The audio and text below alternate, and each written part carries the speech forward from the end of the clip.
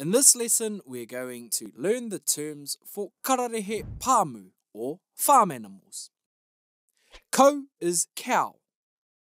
Hoiho is horse. Hipi is sheep. Koati is goat. Tia is deer. Rāpeti is rabbit. And my favourite is poaka, or pig. They clean up all of the leftovers so nothing goes to waste around here. Even though there aren't any on our farm, another favourite of mine is hiho, or donkey. It's named after the sound it makes. Hiho. Hei are chickens. And rakiraki are ducks.